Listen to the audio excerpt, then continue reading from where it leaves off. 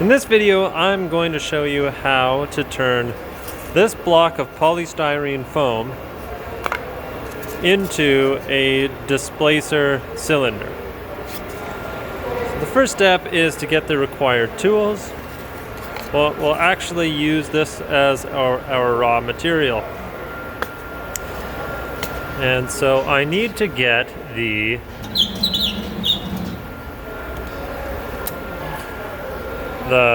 power supply for the foam cutter, and I need to get the foam cutting tool.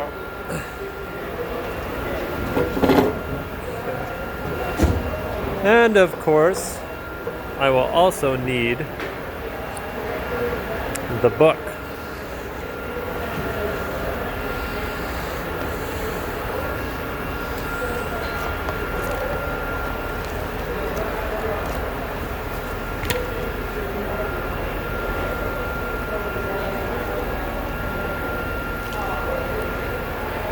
So, the first step is to attach the power supply to the 12-volt poles on the fixture. So, here's the fixture for creating the foam displacer, and these are the 12-volt poles. So it actually doesn't matter which. I'll pull it up this way. It actually doesn't matter which, black or red, negative or positive, you put them on the poles. So if you put black on, if you reverse the colors, it doesn't really matter. But we want to connect these. So we'll connect them like that. And I guess they should not be touching one another. We don't want to create a bridge here between the two poles. Okay, and so the second step now, we'll just get these cables out of the way of the fixture. The second step now is to select the 12 2-amp position on the power supply. So here is the power supply. And right here, I want to select 12 2 amps, 12 volts, 2 amps. So I'll just click the sliding button to the middle there. Okay. Then it says push the dimmer knob to the 12 volt position. So there's been modification to this power supply, and we want to change the dimmer amp to the 12. So that looks about right. And then finally, we'll plug this into the wall. And we can plug that right here.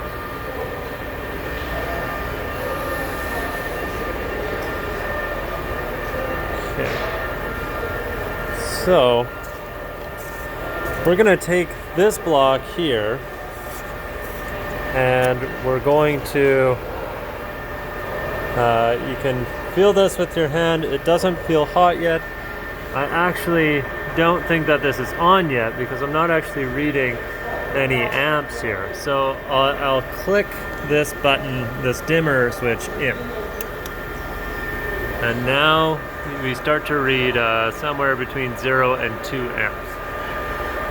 And this wire here becomes hot. So this wire is actually going to cut this foam using heat. Okay, so what you do, this handle here slides back and forth. And what you do is you just put the block of foam in and slide it forward. Now you don't have to push down very much. You just want to make sure that it doesn't lift up or anything like that. So I'm going to push it through. And to make a good clean cut, you want to move at a nice, consistent speed. One thing that I haven't done, which is a big no-no, is I'm still wearing rings. So I'm going to take those off.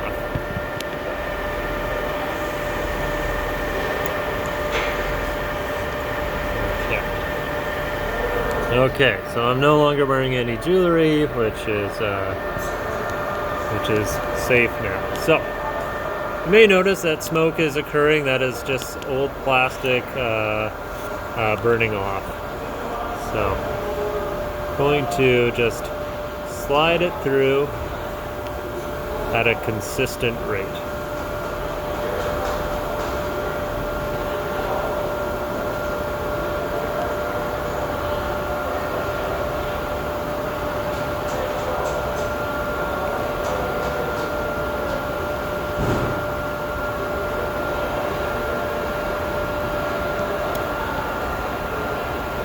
Okay, so now I've created the first part here. So you can see that the entry part is, I was probably going a little bit slow, but I was fairly consistent along the way, and so I have a fairly nice surface finish here. But you can see the slow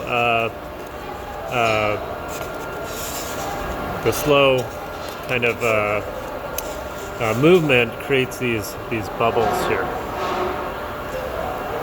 So I'll do this to the whole block. I'll cut it up into pieces. So we'll make a couple of displacers. So I'm not going very quickly. I'm just going at a nice, slow, consistent speed.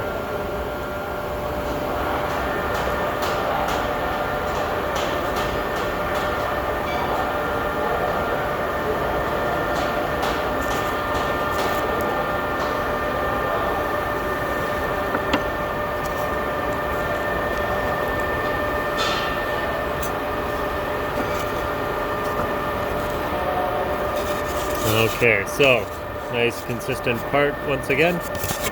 I'll show you what happens when you make a part improperly. If you go too slow or too fast, well, maybe I'll do it on the last part. I'll do one more good part. And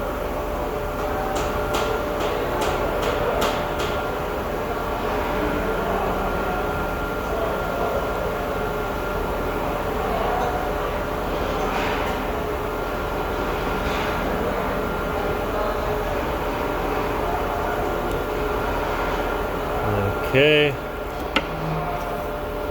so that's 3 parts I've made so far. So I should be able to get 4 out of a whole piece of block. But this one I'm going to purposely make poorly, just to show you what can happen if you slow down or go too quickly. So I'm really going to just start very quickly, and you can kind of see how much that wire is being forced in this direction. And now I've completely stopped, and now I'm just sort of kind of inconsistently pushing it. And we'll be able to see how poor of a part we can actually make if we go at a inconsistent rate. So here you can see when I was consistent, I had a nice surface finish, and then I stopped, and you can see this nice burn mark here all the way across, and then you can kind of see the inconsistent marks here of not moving at a steady pace. I was speeding up and slowing down, speeding up, slowing down. So that is kind of how you make a bad part. Okay, so the next step here is to make it circular. You can see how we're going to turn this part, this square part, into this circular part. And this is just scrap.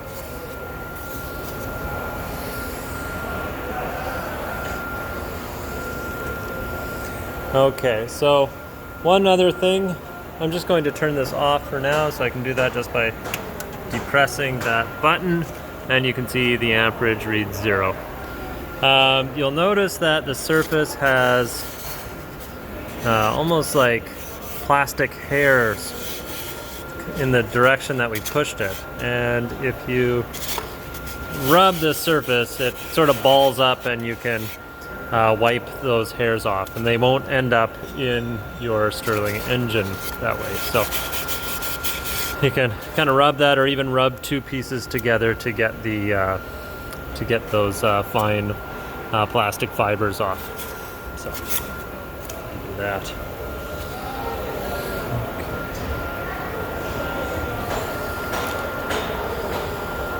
So now it says to attach the cables to the 6-volt poles. So I'll go ahead and do that. And I've already turned the power supply off.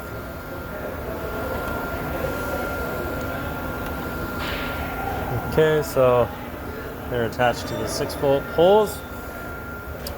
And then it says to put it to the 6 volts, 6 amps selection. So I've moved the slider button over. And then it says to move the dial to 6, to the 6. Okay, and then once I turn this on, this wire here will now become hot. I'm not touching it, I'm just sort of feeling the heat. Okay. And so we start to see some amperage here as well, around 1 amp. Okay, and so that's getting somewhat hot. Okay, so what I like to do here is we need to make an entry point to, the center of this width. So I like to just use the middle spike here. I'm going to put that in the middle of this piece. But first I just want to line up the edges like this, and then just make a score mark.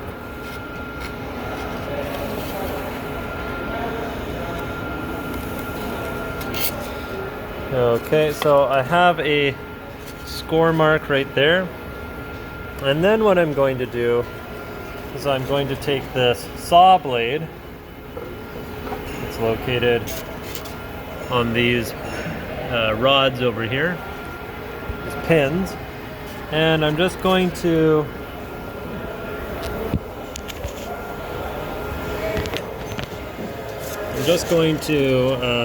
make a slice in those.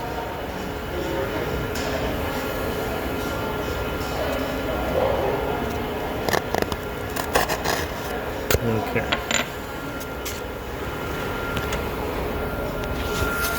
So I've created a nice slice in that, and now I know where this is. So I'm just going to turn this off for now before I start, so I'm not reading anything. I'm going to put this in place, so you'll have to remove this handle.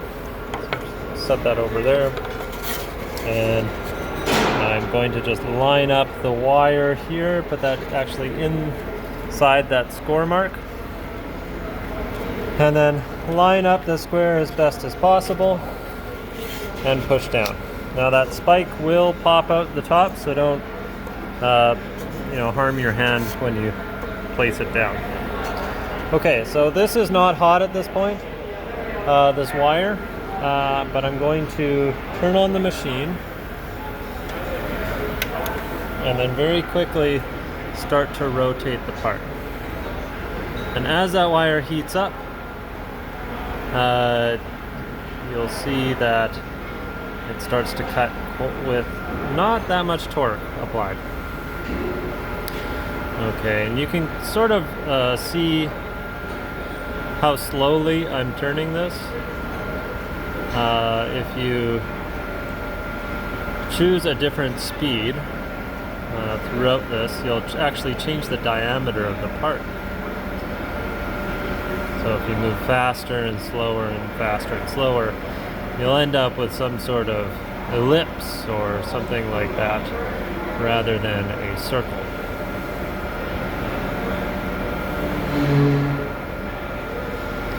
So just turning this at a most consistent rate. And I'm kind of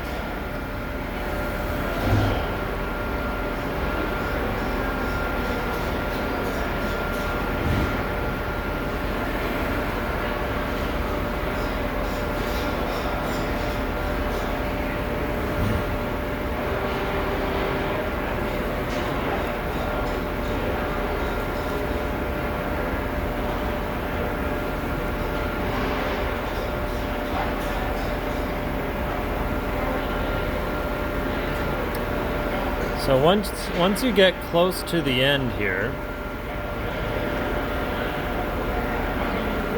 you can leave a little burn mark, but if I turn it off very quickly, just turn it off, the wire is no longer hot, it doesn't take that long to cool down. I can take this scrap material off and release the part. And I end up with just a tiny score mark where the heat is. Bit of scrap right there on the edge, but you can see how nice this part is. It's got a very smooth surface because I went very consistently. Now, I have this ugly part right here, so why not try and make a bad one just to show you, you know, the difference between going fast and going slow, or changing the speed as you are turning. So I'll score this one again.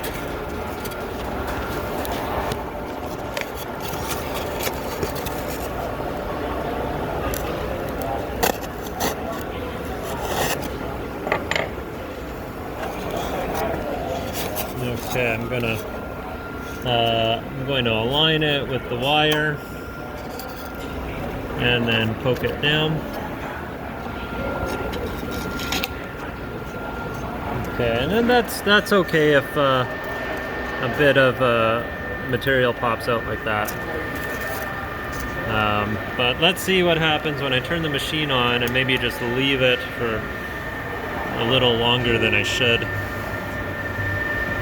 Okay, so maybe I forgot that I turned it on, I'm yakking with somebody, something like that.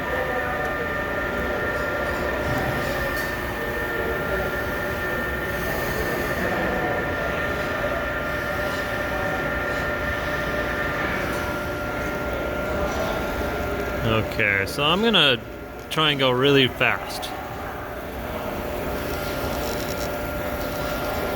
Okay, see how much that wire is deflecting when I go really fast.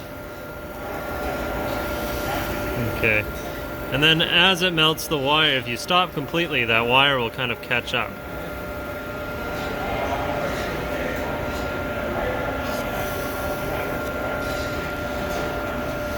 And maybe I'll kind of, in this portion, just sort of do it inconsistently. You know,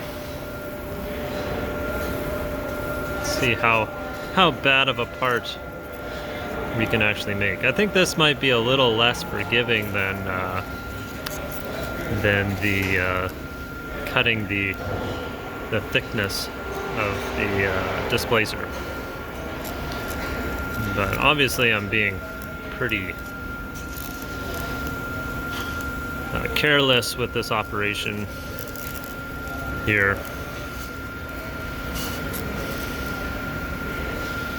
Okay, and then kind of forget to take it off, I guess. Maybe I remove the scrap before I turn the heat off. Okay, and then I go and turn the heat off here, just by clicking this button. Okay, so let's take a look at the part. So, just like this surface here going at an inconsistent speed, we're seeing an inconsistent edge here. So if we compare the two parts that we made, if you compare the edges, this one right here is a lot more rough than this one. And actually it remains quite round. Maybe I'll flip it over. So I got the bad part on top. You know, just by eye, the part seems to have a decent diameter. So anyway, that's that. So once you get here, we're going to do an inspection on this good part. I would say this is a scrap part just because it looks quite ugly. So we'll just set that aside for now. This is a good part. Let's just see if it conforms to what we're trying to build here. Okay, so in the book it says that the thickness should be 0.45 inches plus or minus 50 thousandths of an inch. Okay, and the diameter should be 5.37 plus 0 minus 0.1 inches. Sorry, this one is 0.45 plus 0 minus 0.005. So in this drawer here, you will find a caliper, a dial caliper. So we'll just, when I close it fully, it reads 0. So I'm just gonna show you how I measure this.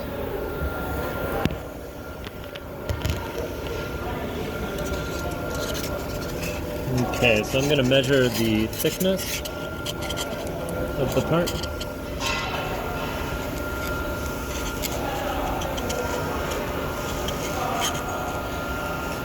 Okay, and so I read 0.44.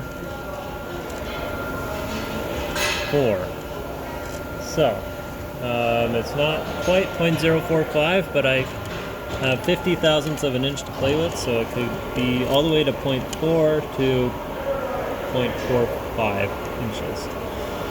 So this is a good part. Maybe I'll measure it in a couple different places.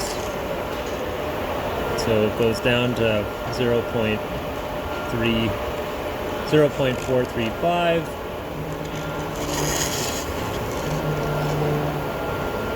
0.43, 0.435. So pretty consistent part and within the specifications.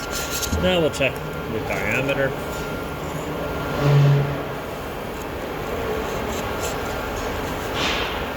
And so I am at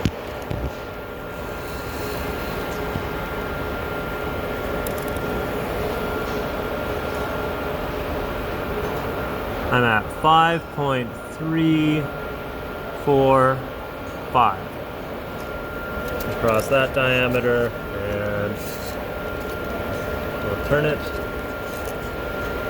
and here it is 5.359.